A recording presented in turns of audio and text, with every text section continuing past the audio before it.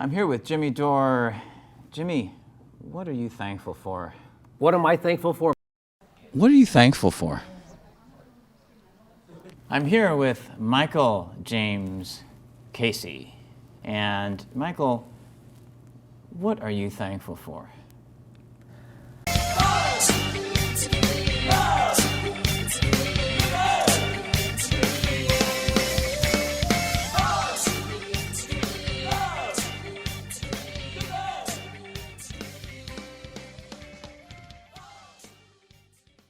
Hello, welcome to the Nowman Show.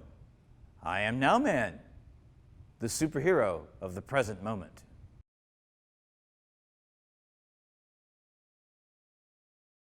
What are you thankful for? For life, for every moment, for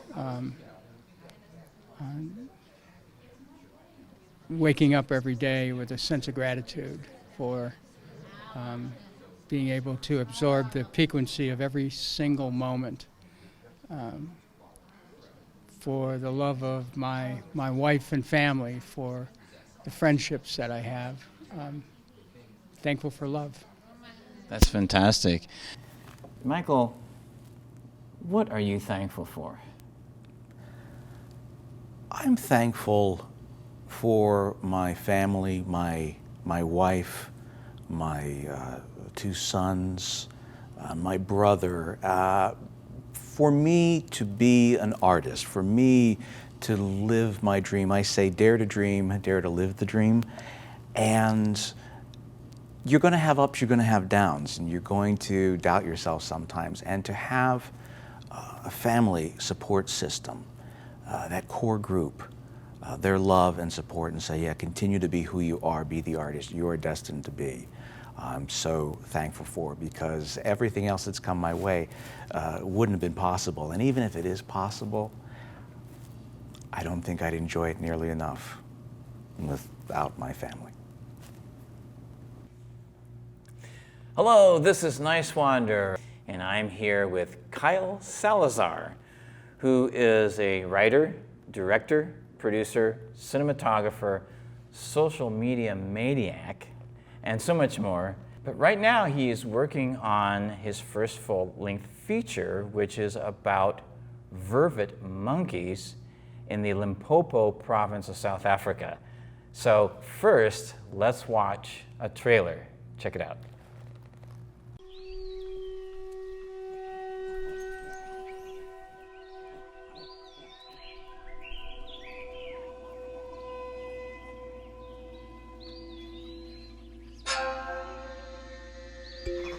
They always say that the vervet monkey population is increasing. We say no, it's not increasing, it's increasing in urban areas because you keep chopping down all of their forest. All the way to Calabria, you can see monkeys.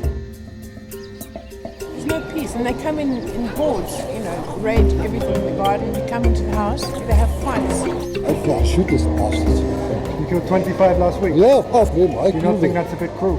I'm not cruel.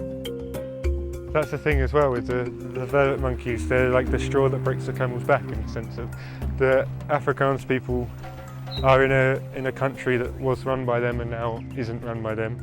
They're trying to make money off of farming, and maybe they have a bad year and they don't make much money, and then the monkeys turn up and they're like, right, that's the only thing I can take out my aggression on, so I'm going to go shoot a monkey.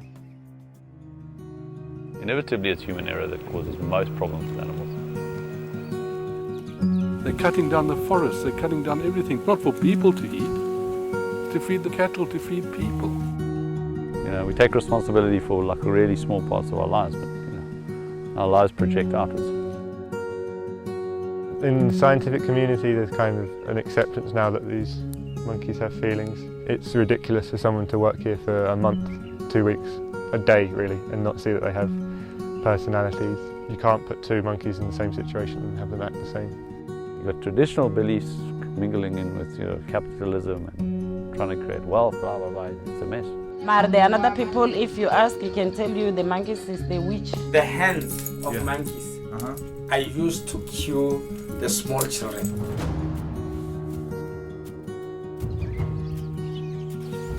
This is like the new world, basically. I mean, you know, I know they refer to as the third world, but I mean, they're developing. These are countries that haven't been developed, and you are developing.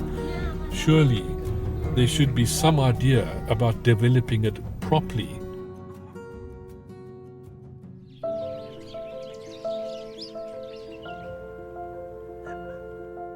Every year it becomes more and more vital that these type of areas are preserved and looked after. And it becomes more and more difficult to look after. We need to protect endangered species. That's part of our heritage. If you don't protect your heritage, you don't have future. There has to be a change and shift in human attitude at some point. We really need to try and live with our neighbours. People must just accept each other, because changing culture is not easy.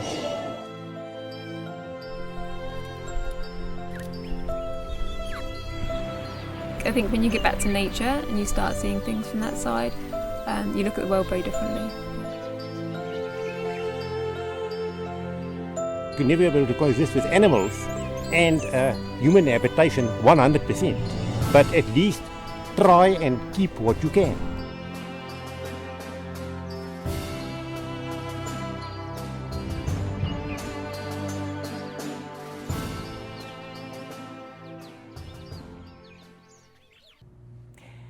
Kyle Salazar, thank you for being on the Nowman Show. Thanks, man.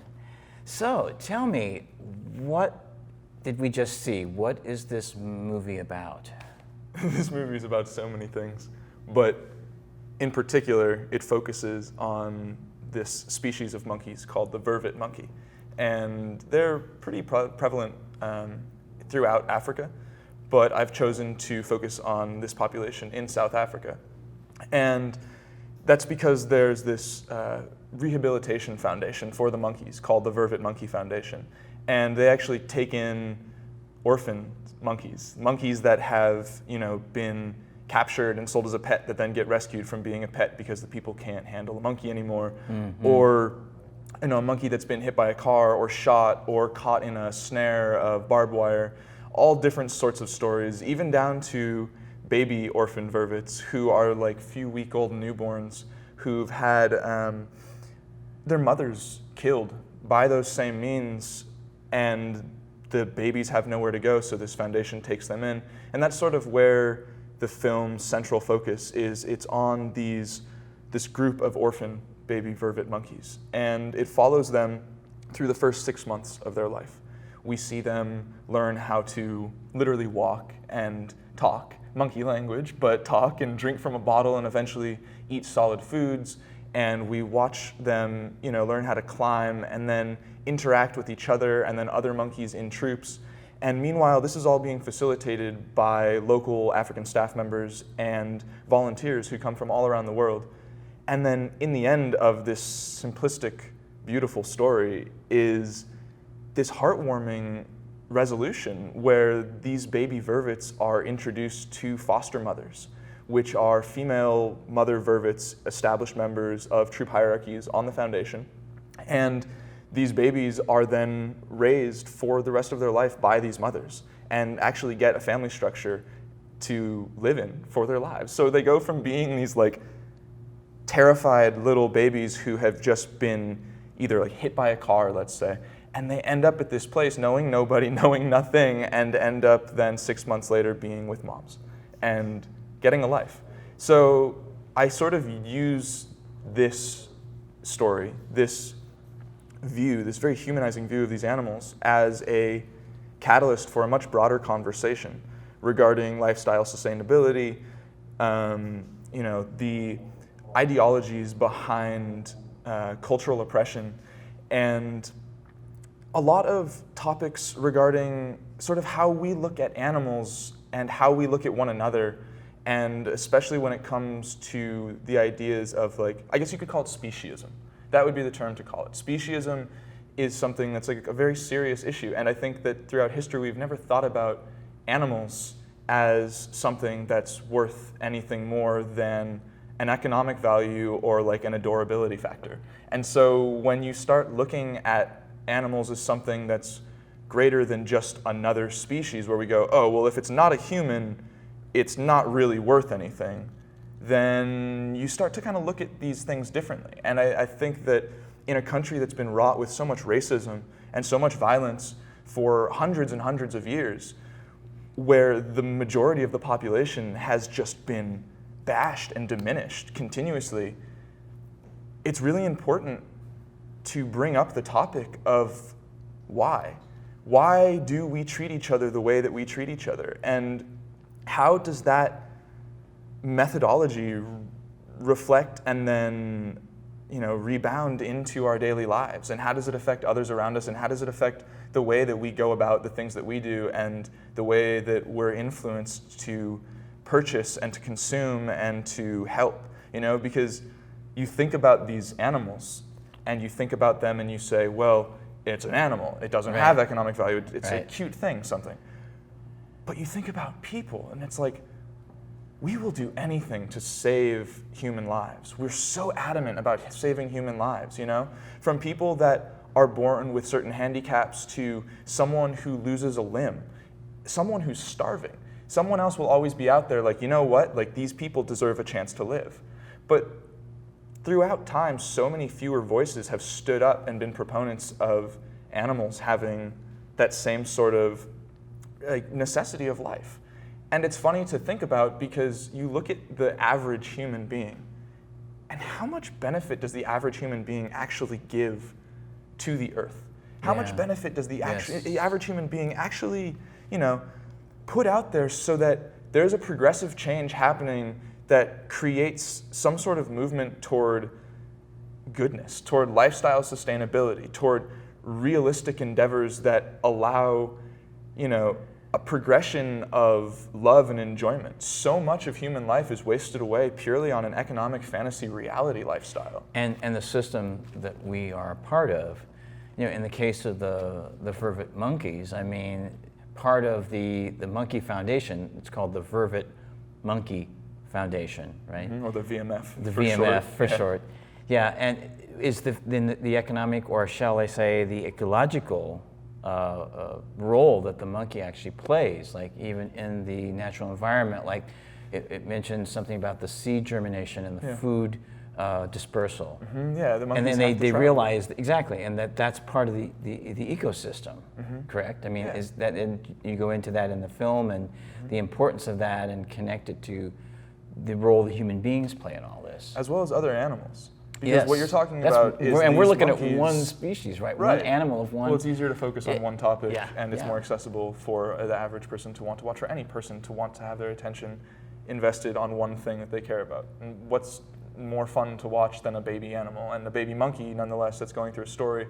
If you can draw some sort of intellectual comparisons that can be given to the average person who does not indulge in scientific entertainment, then suddenly they're going to be learning something just by enjoying themselves. And I think that's the massive message that I'm trying to profess, is that that's the element of current social media that I think is weak and that needs to have the biggest change, is that, and when I say social media, I mean all media throughout history. It's always sort of, it's always sort of pushed forward people that don't necessarily do anything. That's right.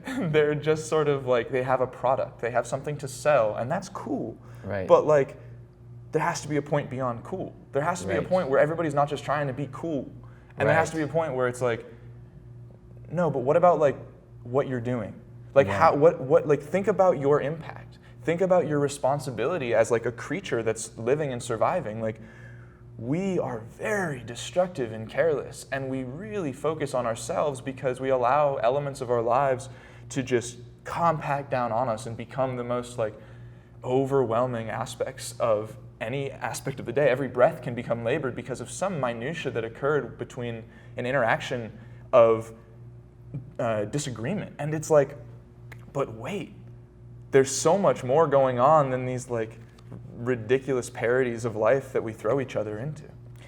Yeah, and explain how the Vervet Vervet monkey. Vervet monkey. It's really easy to get that confused, like with vermin. And exactly. Because technically there was that element to it too. Oh, they've right? always been considered a vermin. Yeah. It's kind of funny that their name is so similar to vermin, vervet, but they're not vermin. And that's the issue. Exactly. Is like they do have an important role in the ecosystem, like all animals.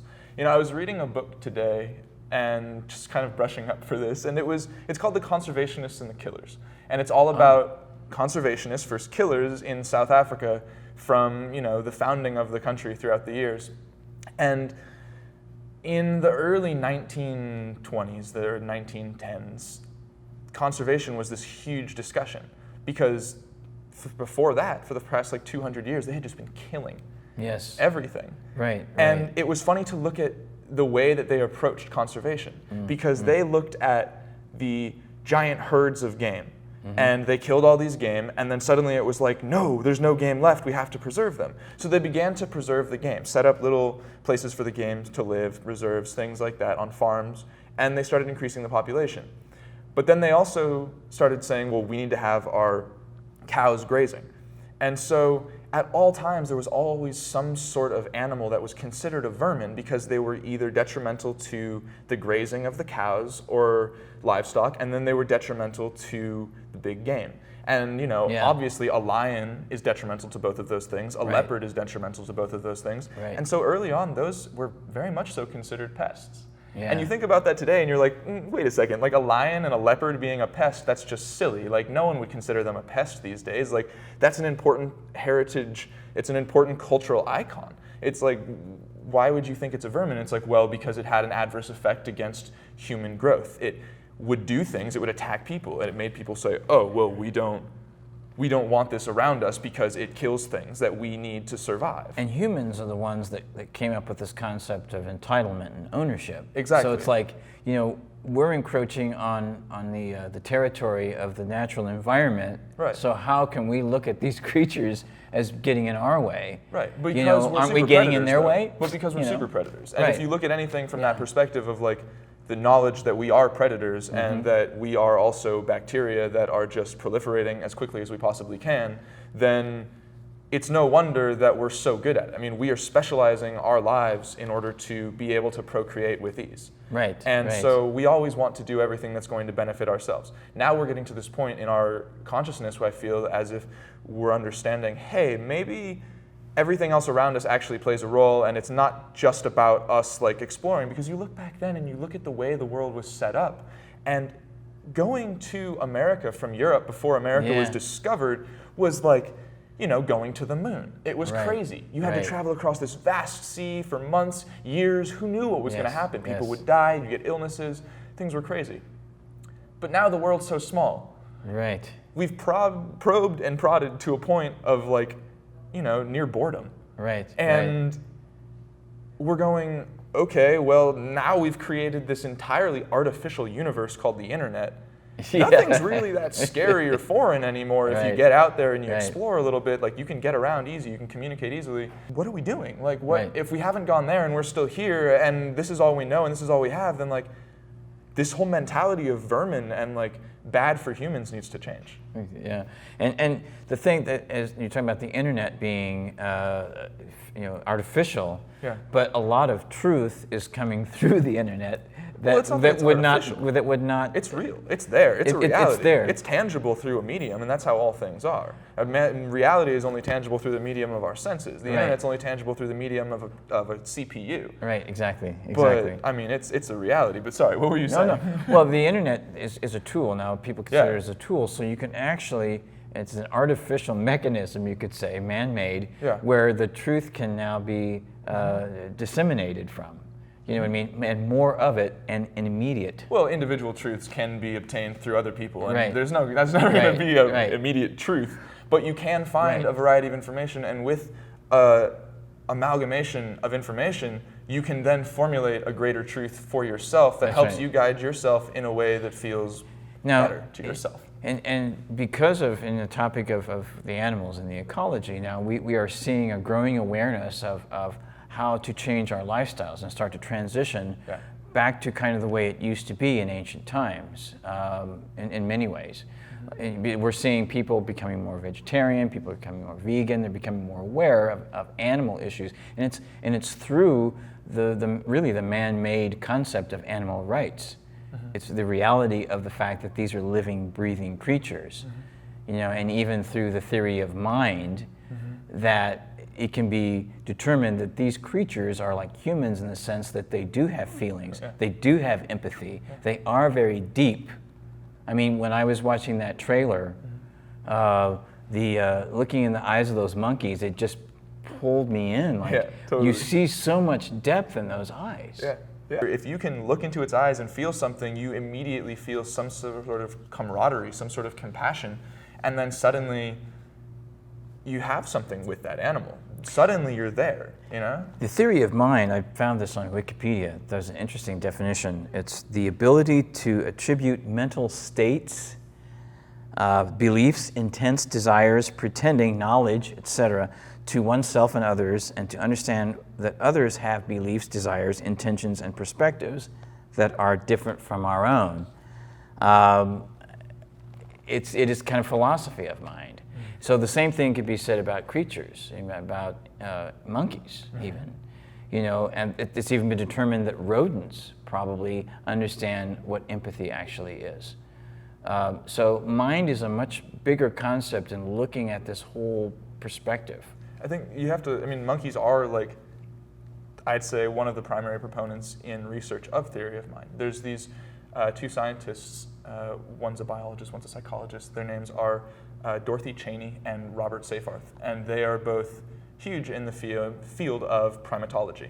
And they are both at the forefront of theory of mind. I mean, this is kind of their brainchild in a funny way, but they studied a lot of vervet monkeys in this theory of mind study that they've done, as well as baboons, and rats as well have been studied, dolphins have been studied. And I could give you a ton of different interesting anecdotes, because there's a lot of great books out there that talk about theory of mind, and it's becoming a much hotter topic.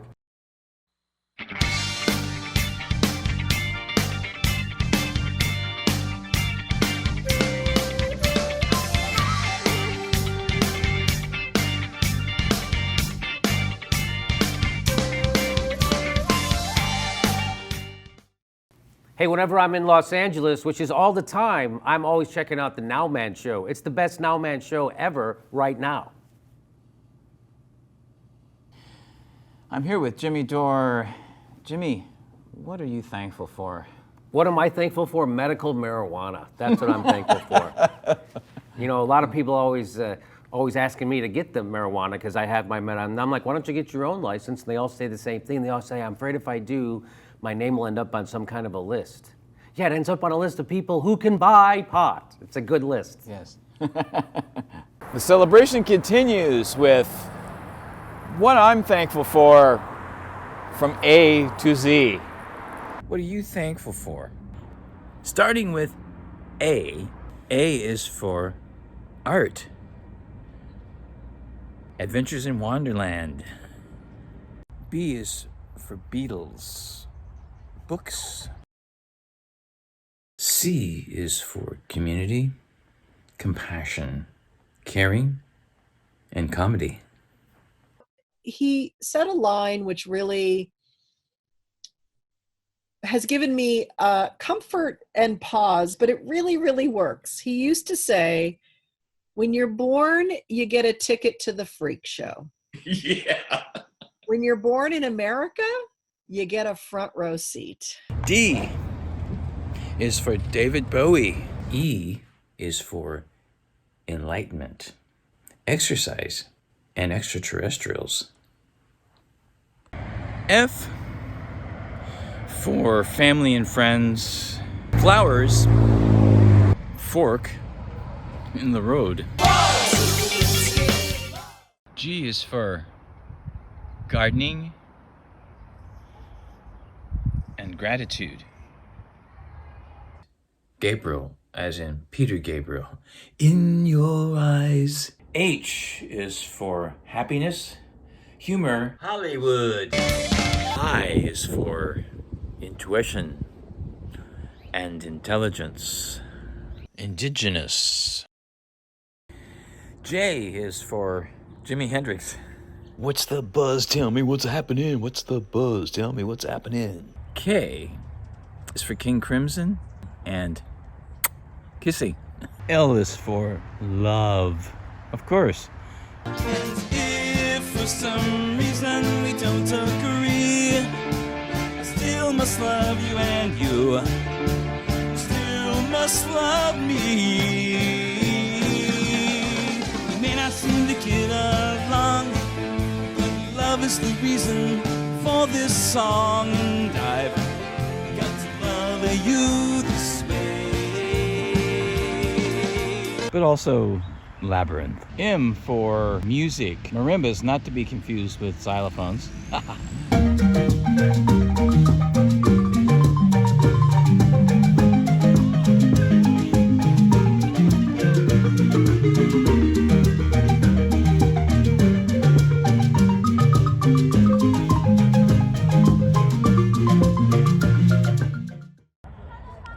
Mutual aid. And mountains. N is for nature. Networking. Now. Hello, this is Nowman. And New Renaissance. Something for the heart and the mind. O is for omniscience, omnipotent, omniactive, omnipresent, and ocean.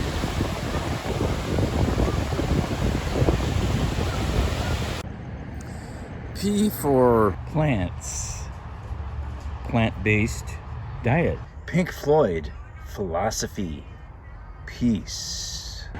Prince. Q is for Queen. Yeah, the rock band.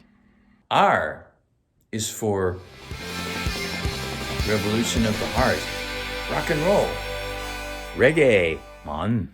What I feel is what I know. S is for Star Trek, sociocracy, surfing, spontaneity. S for squirrel. T is for trains, Tesla. He wanted to see energy being available to everyone for free and not for profit. The Universe According to Nowman. The Nowman Show, and I'm here with Mike Garson, who is a keyboardist, pianist, composer, and he is also known as a collaborator and sideman with numerous artists.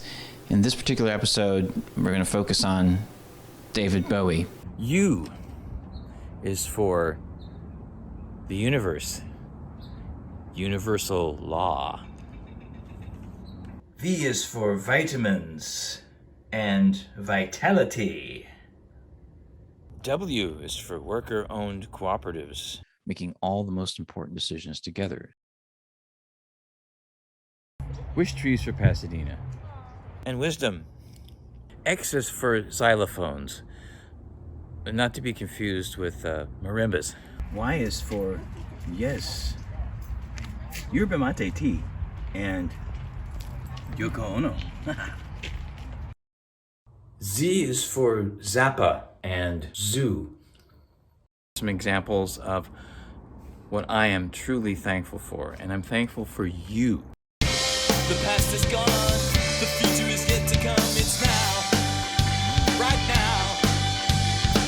The present is here, the future is near, but it's right now.